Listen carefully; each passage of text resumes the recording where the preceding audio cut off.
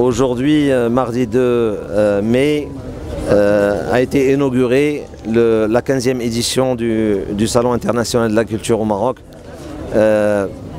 par monsieur le chef du gouvernement qui était accompagné par monsieur le ministre de l'Agriculture et des Eaux et Forêts et par un certain nombre de hautes personnalités.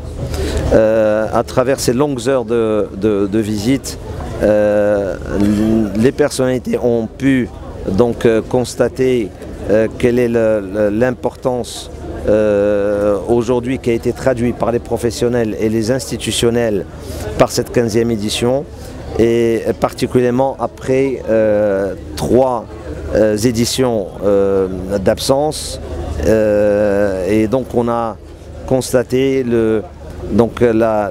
l'ambition ou le retour de l'ambition des professionnels à retrouver ce projet.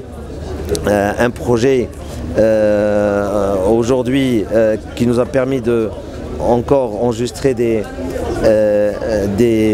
chiffres qui ont été battus par rapport aux éditions précédentes, principalement au niveau du pôle des produits de terroir, pôle pour lequel nous avons travaillé sur un programme qui a concerné à peu près 550 coopératives rurales qui ont exposé des produits de très haute qualité cette année avec beaucoup de variétés.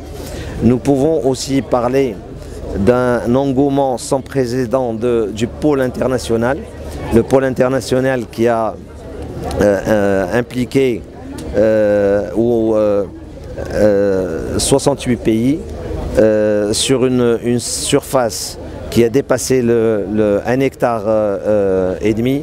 Et si nous avions plus d'espace, on aurait été capable d'avoir plus de pays. Alors avec cela, donc l'Angleterre ou la Grande-Bretagne a été donc le pays à l'honneur. Nous avons un programme particulièrement important avec nos amis anglais, que ce soit au niveau des conventions et des projets de coopération, et aussi avec un certain nombre de pays nouveaux que nous n'avons jamais admis jusqu'à présent.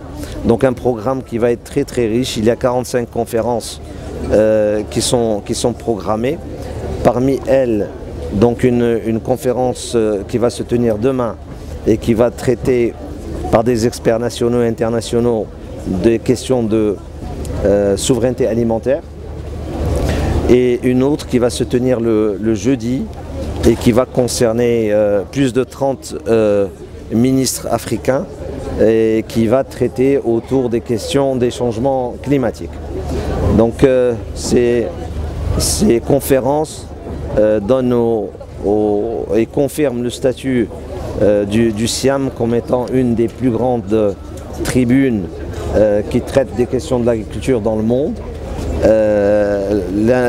L'intérêt aujourd'hui, alhamdoulilah, il est reconfirmé après ces 4 années d'absence. Et la nouvelle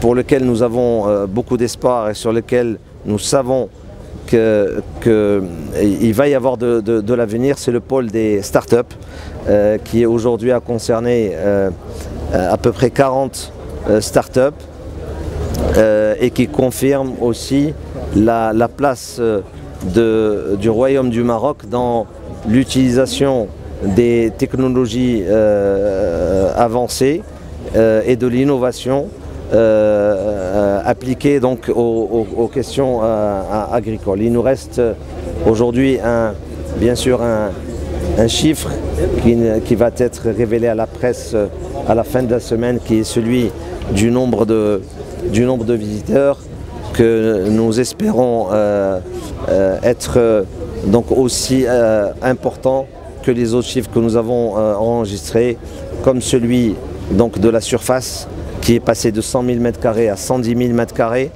Les exposants, nous sommes à 1376 exposants au total.